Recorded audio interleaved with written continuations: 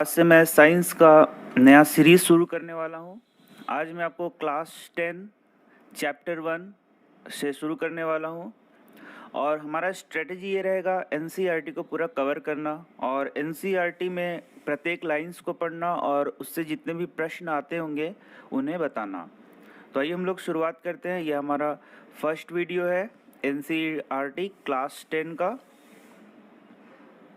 तो हम लोग शुरुआत करते हैं। तो आप देख सकते हैं ये फर्स्ट चैप्टर है केमिकल रिएक्शंस एंड इक्वेशंस। तो जैसे कि आप हेल्प बुक से पढ़ते हैं या फिर स्कूल में पढ़ते हैं या फिर अदर बुक्स से पढ़ते हैं और एनसीईआरटी बहुत कम ही लोग पढ़ना चाहते हैं। तो मैं एनसीईआरटी को ही सिर्फ आपको कवर कराऊंगा और हेल्प बुक से भी कुछ मैं सहायता लूँगा आगे के चैप्टर्स में, जिससे कि आपके कॉन्सेप्ट सारे क्लियर हो सकें। तो चलिए हम लोग शुरुआत करते हैं। Consider the following situations of daily life and think what happens when। यह लाइन बोलता है कि कुछ कंडीशंस जो डेली लाइफ में आपके होते हैं उसे कंसीडर करिए। जैसे पहला, milk is left at room temperature during summers. यदि हम लोग दूध को गर्मी के दिनों में सिर्फ रूम टेम्परेचर पे छोड़ दें या फिर बोलें कि फ्रिज में ना रख के उसे बाहर रखें तो क्या होगा। An iron tawa pan nail is left expose to humid atmosphere. यदि एक आयरन नेल है उसको आप ह्यूमिड एटमॉस्फेयर में छोड़ दीजिए तो क्या होगा। Grapes get fermented. ग्रेप्स का फर्मेंटेशन होता है तो वो क्या होता है। Food is cooked. यदि फूड को खाना को पकाया जाता है तो उससे क्या होता है। Food gets digested in our body. यदि फूड का डाइजेशन हमारे बॉडी में होता है तो वो क्या होता है। We respire. हम लोग जब रिस्पिरेशन करते हैं तो क्या होता है।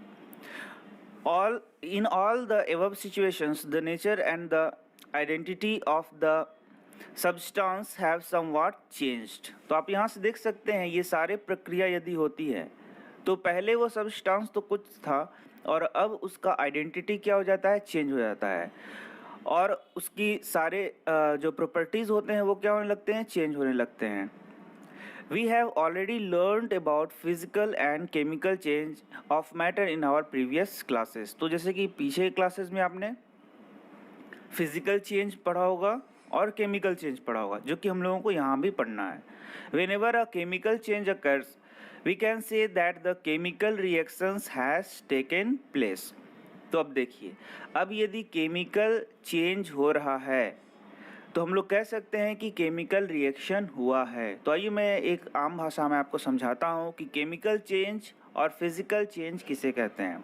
फिज़िकल चेंज हम लोग उसे कहते हैं जब कोई भी ऑब्जेक्ट या कोई भी पदार्थ, कोई सब्सटेंस केमिकली चेंज नहीं होता है, उसे हम लोग कहते हैं फिज़िकल चेंज। जैसे आपने पढ़ा होगा कि यदि एक मोमबत्ती को जलाया जाए तो वो जो मोम है पहले तो सॉलिड स्टेट में था और उसके बाद जलने के बाद मान लीजिए वो लिक्विड बन जाता है।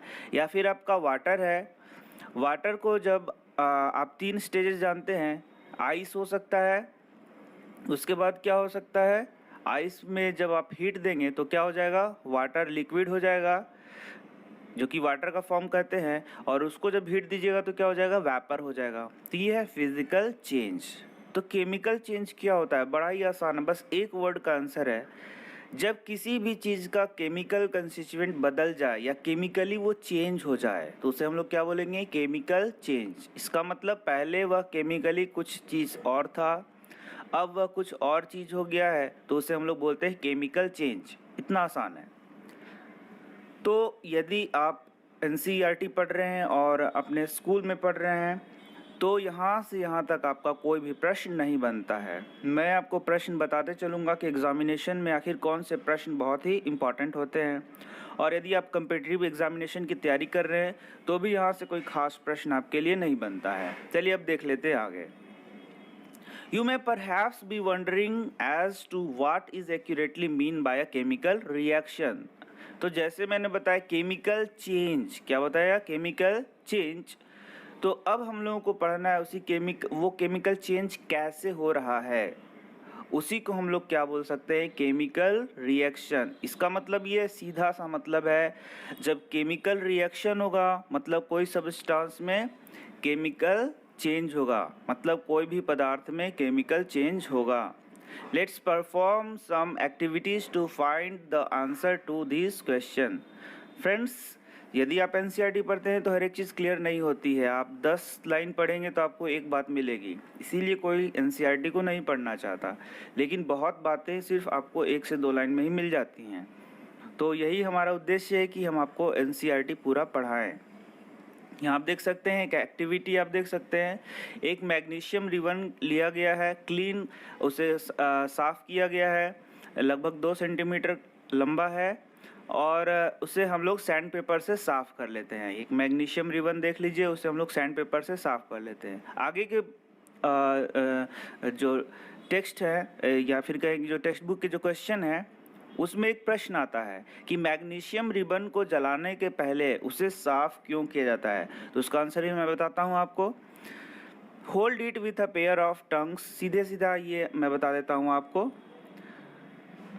कि आपको मैग्नीशियम रिबन को क्या करना है, जलाना है, उसी के लिए यह प्रयोग किया गया है। तो मैग्नीशियम रिबन आप देख सकते हैं यहाँ पे लेके हम लोग टंग के सहायता से उसको क्या कर रहे हैं, जला रहे हैं। और जब मैग्नीशियम रिबन को जलाया जाएगा तो आप देख सकते हैं यहाँ पे वाइट कलर का ये पाउडर यहाँ पे गिर रहा है, इसे हम लोग कहते हैं मैग्नीशियम ऑक्साइड। ठीक है, तो burning of magnesium ribbon in air and collection of magnesium oxide in watch glass. तो आप देख सकते हैं यहाँ हम लोगों ने मैग्नीशियम रिबन को जलाया, मैग्नीशियम रिबन को जलाया, किसकी उपस्थिति में जलाया, ऑक्सीजन की उपस्थिति में जलाया, तो क्या हो गया, MgO मैग्नीशियम ऑक्साइड बना। तो आप यहाँ देख सकते हैं कि पहले था ये मैग्नीशियम और अब क्या हो गया, मैग्नीशियम ऑक्साइड। इसका मतलब पहले कुछ और केमिकल था, अभी कुछ और केमिकल है। तो ये कैसा रिएक्शन हो गया, chemical reaction.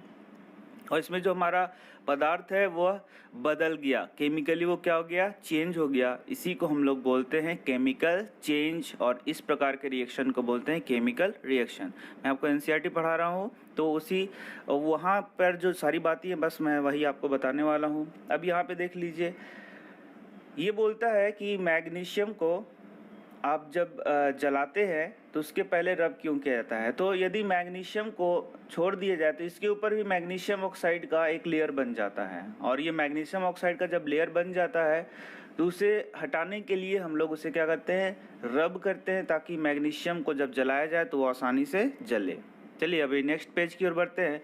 You must have observe that magnesium ribbon burns with a dazzling white flame and changes